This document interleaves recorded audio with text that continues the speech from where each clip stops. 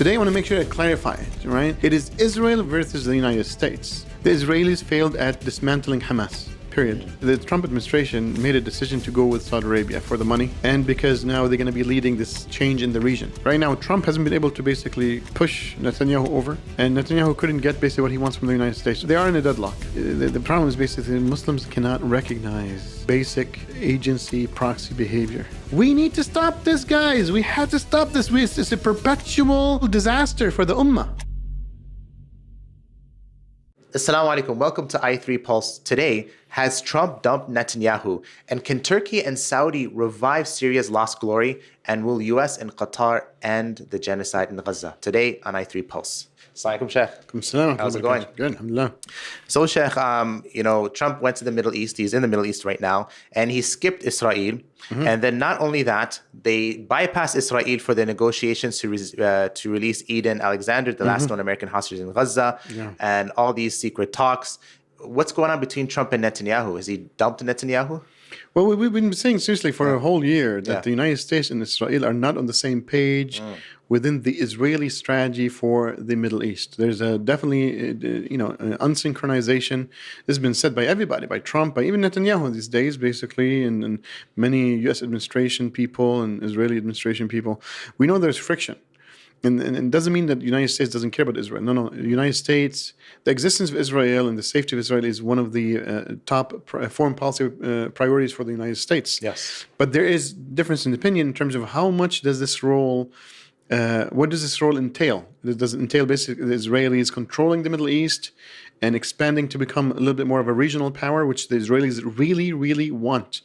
The Israelis today are not like the Israelis in the 1940s, 50s, 60s, 70s, 80s, where they really fully depended on American support for survival.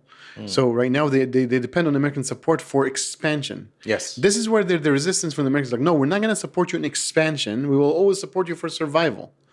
And that's why the Trump administration is like, no. Yesterday there was a statement by the Trump administration saying we will never support the forced evacuation of Gaza by the Palestinians, but we will support. Well, they said they didn't say they will support, but they are okay with voluntary leaving of Gaza. Right, the voluntary migration out of Gaza. So as you can see, both sides see eye to eye on that. They're like the Trump administration is fine with Palestinians leaving Gaza voluntarily. But the thing is, the fact is that Gazans will never leave Gaza altogether. There will always be a population, which is what the United States, what the U.S. wants. Yes. Israelis don't want that. Israelis want the Palestinians to just leave. They made it very clear. Ethnic cleansing is an objective for the Israeli administration. And the Israelis are expanding their influence within all the Arab world. They had the Israelis had a military training exercise, whatever, with Morocco and 20 other African countries. My God. Just this last week. So as you can see, the Israeli influence is they're doing lots of bilateral relationships with the Gulf states, with the Morocco and some African states, with so forth. So Israelis basically are pushing for war with Lebanon, with Syria, with Iran, with many different countries to again expand their influence. The question is basically, when does it contradict American interests? Is it contradicting? Yes, it is, and that's why Trump skipped Israel and does not want to speak to Netanyahu right now. Now, is this a fake, play behind the scenes to negotiate with the Arabs? The Arabs being led by Mohammed bin Salman. Yes. The Arab position being led by Mohammed bin Salman says, look, we need a Palestinian state based upon the 1967 borders or something along that line, definitely demilitarized and so forth, but they want something to just showcase their people that, look, we did not let the Palestinians down. You see what I'm saying? In return, we will normalize with Israel. So Netanyahu doesn't want that. Netanyahu does not want a Palestinian state. The Americans are not pushing for a Palestinian state. Trump is a businessman, wants to make some deals. Look, if Netanyahu doesn't want to basically come with me to make these deals with the Arabs, screw it. We're just going to go and make my deals alone. Yeah. Yeah. So that's what they did. They went to Saudi Arabia. They signed certain deals. They went to Qatar earlier today. Yes. And they signed more deals, billions and billions of dollars of bilateral trade agreements and business agreements between the U.S. and these countries in the multi-billion dollars. Yes. Like I think $200 billion dollars. And before we'll jump into those deals in detail, Sheikh, just one thing I want to ask you just before we jump into that, because we'll go to the next question, is I saw a statement by Steve Witkoff just a few days ago. He met with the hostages, the Israeli hostage families, and he said that Netanyahu is a blocker for getting the Israeli hostages back. And before, with his interview with Tucker Carlson, he was always being very careful not to say Netanyahu is a blocker. But now he's saying Netanyahu is a block. Now you have reports of hostage families flying to Doha to meet in Qatar to meet Trump and his team. Now, is it finally Netanyahu being exposed as the real obstacle before preventing the solution? So let me say one thing clearly, that it's not about Netanyahu's personal either career or legal concerns that this is happening. I really I want to play that down. I think the media played that up to protect the right-wing Israeli establishment. What we have in Israel right now is a very strong government supported by majority of the population. Okay, otherwise, like, why am I saying that? If it was not supported by the public nor by the political circles in Israel, Netanyahu could have basically been ousted a long time ago. What you have Israel versus the United States. Like even in this show, sometimes we kind of made it seem as if a little bit more Netanyahu versus, but I mentioned before that there was support. Today, I want to make sure I clarify it, right? It is Israel versus the United States. Okay, it's actually a whole country. There are politicians, ex-prime ministers like, Ehud Barak and Ohad Olmert, right? And maybe even others, basically, they commented, literally their comments were fully on U.S. interest. Okay, they're willing to stop the war today. They're willing to basically leave Gaza today. They're willing to basically get the exchange of hostages today. These ex-prime ministers were fully, and they're mostly leftists, right? Center left and left. So they are fully on the service of America. This is how Israel was built, really. Yes. At least post World War II, when America's influence became a little bit more larger, right? So, but now you have an alt-right, right-wing government that is saying no to America, and that's why Netanyahu snubbed the American administration, saying we don't need your aid. We are a big country. You can take your aid back. We don't care about you guys. You guys can't choke us with this. You guys can't threaten us with this. So the genie's out of the bottle, really. The United States, how are they dealing with Israel? At the end of the day, at one point in time, might conflict. Today, the friction might just basically be political. Might be, not political, superficial for public consumption. There is actual difference in opinion. But is it going to lead to friction? So I think the way the Trump administration is dealing with it, they're like, look, leave them until basically Netanyahu goes out of office and let them basically struggle within Gaza. The Israelis failed at dismantling Hamas, period. Netanyahu is threatening with a full-out war. Okay, well, do it again. The Trump is saying, like, fine, do it again. You want to do it? Just make sure you don't do lots of killings because you're making us look bad. Just don't kill too much civilians. Why is Netanyahu so hell-bent on destroying Hamas? Because even he said that we're in the news to his own cabinet and team that there might be a temporary ceasefire, but as long as Hamas isn't disarmed, we're going to keep this war going and it will never end. Because let's review the objective. The objective of the Israelis is ethnic cleansing. They want to take over the land. It's just very simple. Let's not complicate things. The Israelis want Gaza. They don't want the Gazans. The Palestinians in Gaza, they want them out. So what is the excuse for Netanyahu to keep the war going in Gaza? What is it? Well, it would be Hamas for sure. It's Hamas. Yeah. Right? If Hamas is gone, then Netanyahu has no reason to stay in Gaza. They're like, okay, they're gone. And that's why it is in the best interest of Netanyahu and the Israeli government to keep Hamas in Gaza. Okay? Some people might find this weird, but this is what it is. Netanyahu wants the war to perpetuate in Gaza until the Palestinians in Gaza leave. How do you do that? You have to have a world excuse to tell the world, look, I'm actually defending my country. I'm defending Israelis. I'm defending, I'm going, against terrorism, right? So it is in the best interest of Netanyahu to even keep Hamas alive and even keep Hamas armed and even keep Hamas active doing stupid things to continue create an excuse for the Israelis to continue in Gaza. Now, again, people might find this rhetoric harsh, but this is reality. This is geopolitics. Sometimes you will support your enemy, right? Hamas and Israel are enemies. Sometimes you will support your enemy to basically give you the excuse for you to indulge in certain political activities within a theater. Yeah. This is the reality of the situation. Is it costly to remove Hamas? Yes. Is it an easy job? No. Can the Israelis actually get it done? I don't know. Maybe not. This is where information that's hidden from us as just civilian analysts. We're not part of any of the theaters. We don't know. Because the tunnels that Hamas built are very sophisticated. But who gave them that technology? Who gave them the machinery to do that, to build those? I can tell you basically, there is a good probability that Israelis helped them to design some of that stuff. Or at least the Americans through directly through Egypt or whatever it is, or even Iran, and we know the U.S. relationship with Iran and Egypt. Yeah, Trump right now is basically making a deal with Iran.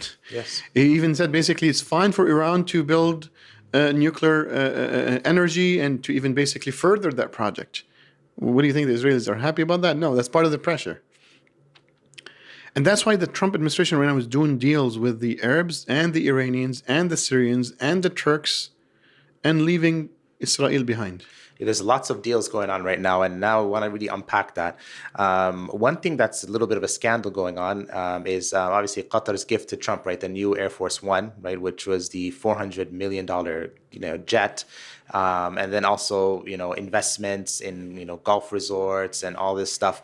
What is this for? What are Qataris getting in return? What are Qataris giving to America? What's happening bilaterally between these two countries? It's very clear, to the whole audience. It's extortion. This is what it is.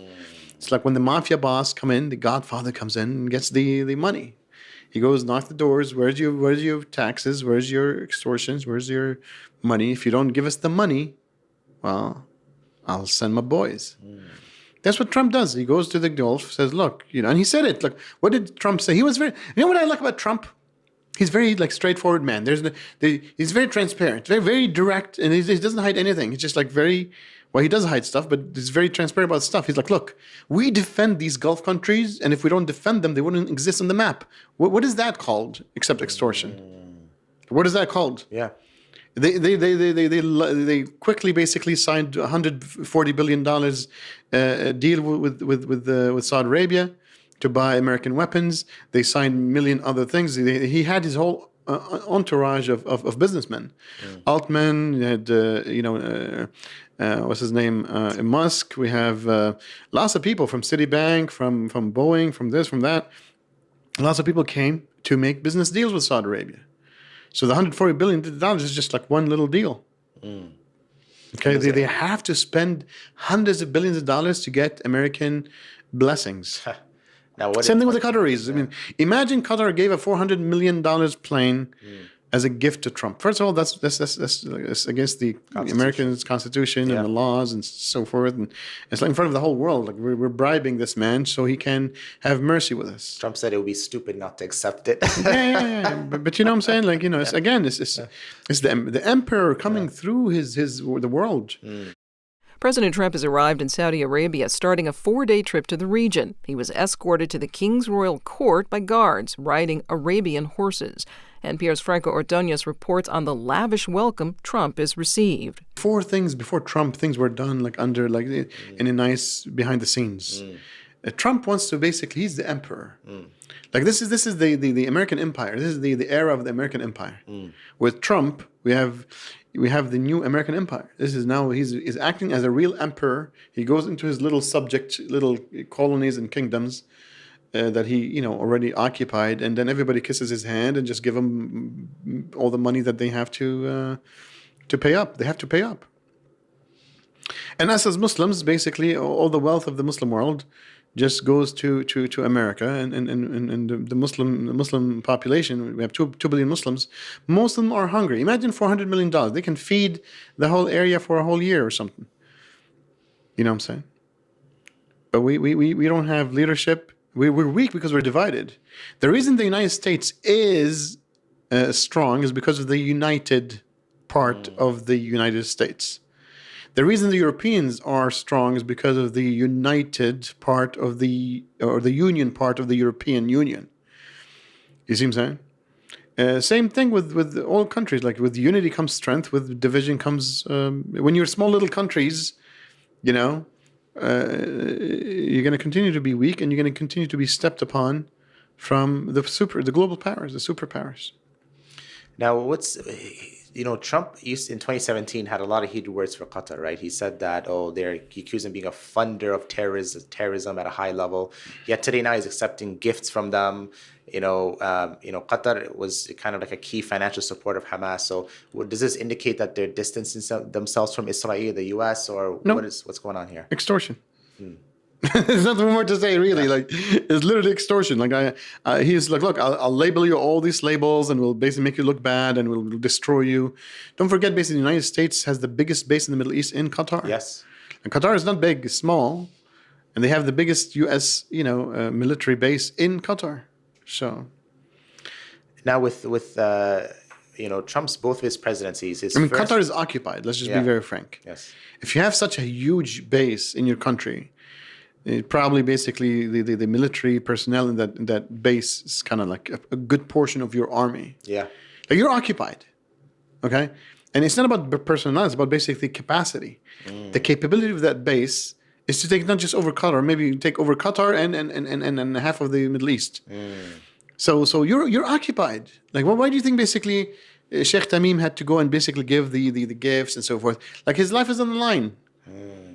Like, I wouldn't be surprised if behind the scenes Trump goes when he meets, like, Prince Tamim, says, look, we can kill you today, or you can pay up.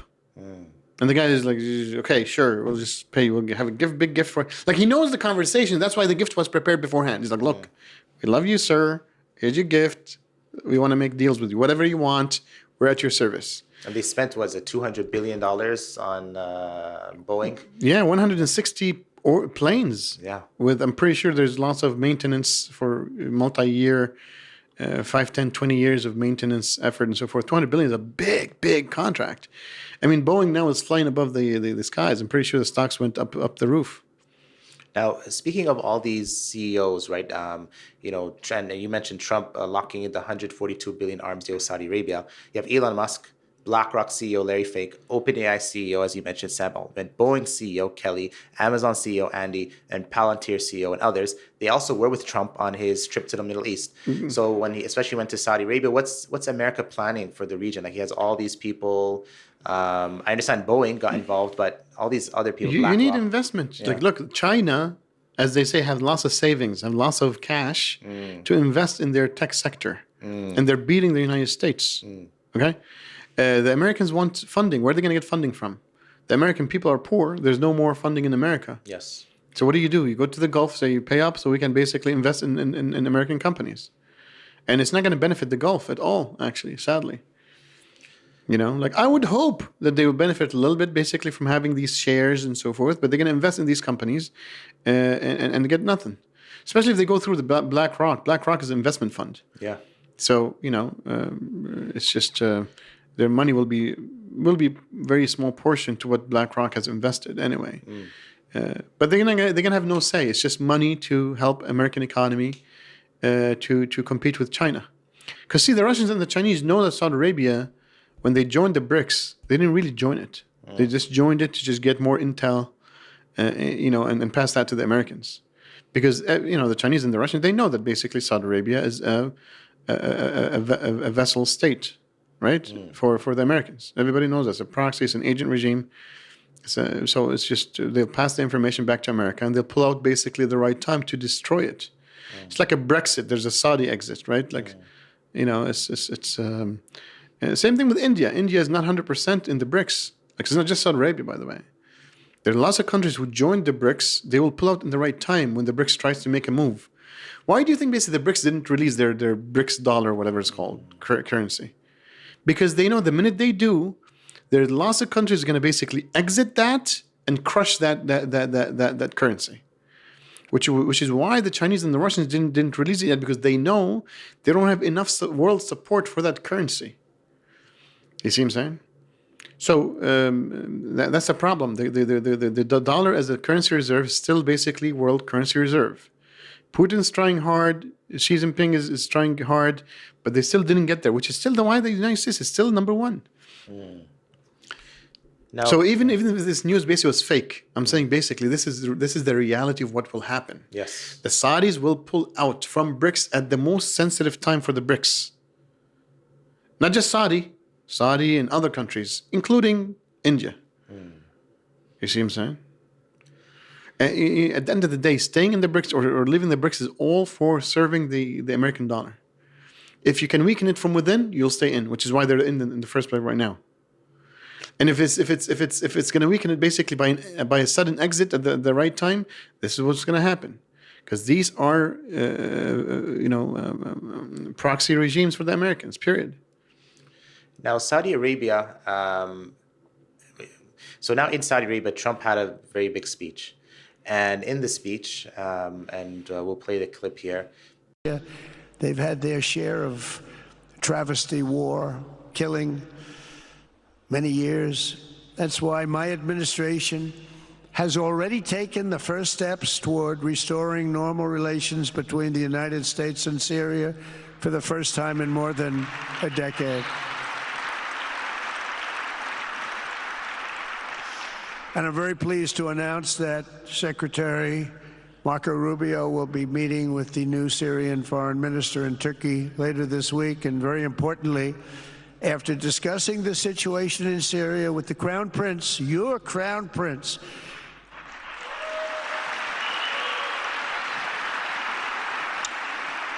and also with President Erdogan of Turkey, who called me the other day and asked for a very similar thing, among others, and friends of mine, people that I have a lot of respect for in the Middle East, I will be ordering the cessation of sanctions against Syria in order to give them a chance at greatness.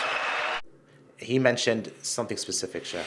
He mentioned, as he said, that he's lifting all the sanctions on Syria. Yeah. And he mentioned, as a courtesy, he mentioned two names. He mentioned Mohammed bin Salman and Erdogan. Yes, correct. Now, what's going on here? Is it that Turkey and Saudi Arabia are the new big players, and now they're going to rebuild Syria? Oh, yeah, definitely. It's not about rebuilding Syria. I don't think it's going to be about rebuilding Syria. It's about basically keeping Syria independent and unified within a federal opportunity to split it in the future, and making sure that it doesn't threaten Israel. Right? So we already said a few months ago that Jolani, Ahmed al-Shara, which is the current president of Syria, is an American CIA agent. We said it clearly. We're going to continue to say it. For God's sakes, Mr. Trump met him one-on-one. It's kind of like, and he knows, he's like, you're our boy. And he got the report from the guy directly. He wanted to know what's happening in Syria. Like, what is his status?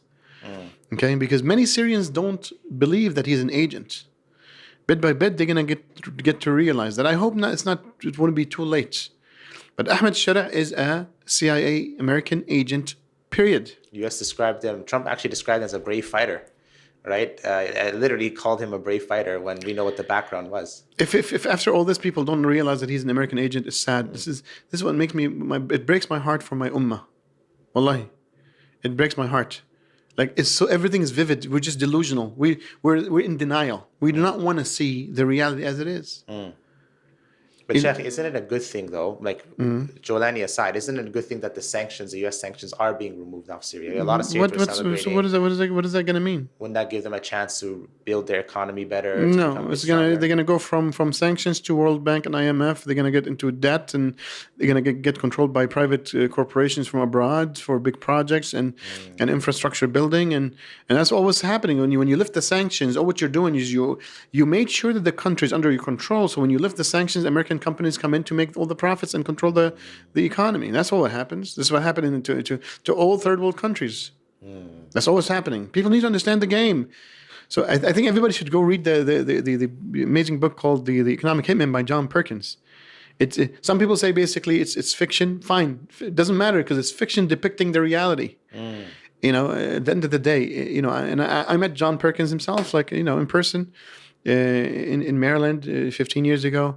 He came to the masjid, one of the masjids in Maryland. So I was happy to. I didn't have a chat on a personal basis. We just said hi and so forth. But it's a great book for you to understand how the world works. This is depicted exactly how things work. Period. And he gave lots of real examples. These real examples, at the end of the day, happened. Whether it's like he was part of that story or not. Some people say he's like, but there's no reason why we would doubt his witness account, I guess. Put that aside. But the question is the problem is basically Muslims cannot recognize, basic agency proxy behavior. And we always get infiltrated in Ummah, get leaders that basically lead us the wrong way, pacify us for decades until the Ummah until the Ummah recognize after 20, 30 years that this person is no good. 30 years, that's a generation. But this is. I want to really stress this. I want to look people in the camera and say this. Look, we get pacified for a generation, and then basically the colonialists, the colonial powers, do another little shift. Mubarak stayed for 30 years, whatever it is. 20 to 30 years, and then when people started hating him, they replaced him. They got a Sisi. The Sisi will stay for 20, 30 years, and then the United States will replace him. Hafiz al-Assad and his son Bashar basically stayed for 50 years until the Syrians basically revolted. Now they got you Ahmed al-Shara. Ahmed al-Shara basically will take another 20, 30 years, and then they'll replace him. We need to stop this, guys. We have to stop this. It's a perpetual disaster for the Ummah. When are we going to wake up, for God's sakes?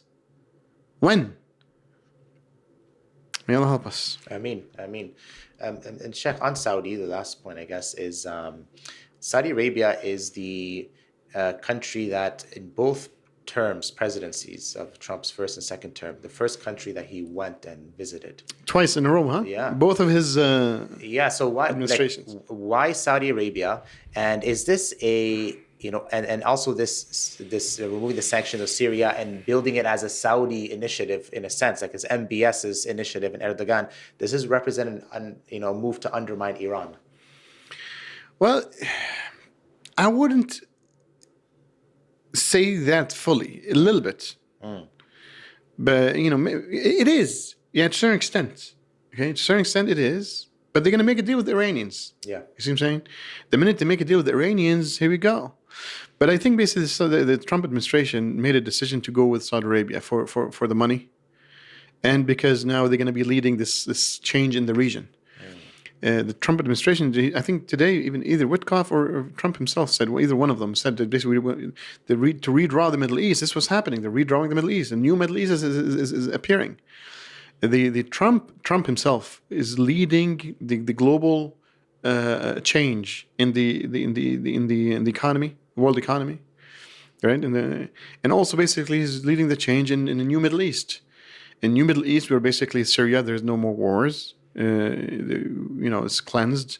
You have their best man, al-Shara, basically leading that project. You have Erdogan pushing that strategy. You have the Saudis pushing that strategy. The Egyptians are also in sync. They want to cleanse Hamas from Gaza, and they want, let's see what they want to do basically with Netanyahu. But they have a specific project for the region, and the person who's leading that with them on the ground is MBS. That's why it's a strategic alliance from that perspective, where MBS does fulfills the new Middle East project for Trump, and in return gets Trump's protection. Very simple. And where does Erdogan fit in this equation, in the sense where, Trump, I think Putin and Zelensky were supposed to be going to Turkey, and then Trump is, maybe he's going, maybe he's not going. And then he's also, really attributing the Syria thing to Erdogan. And so where does Turkey fit in all this? So Turkey, again, Turkey is a main player, because Turkey is way stronger than Saudi Arabia as a country. And it's leading lots of the engagement and the middleman needs of the United States. So Putin was supposed to come to Turkey. He was open to come to Turkey. I don't know if he will. Trump said, no, I will not come unless basically you're open for a peace agreement.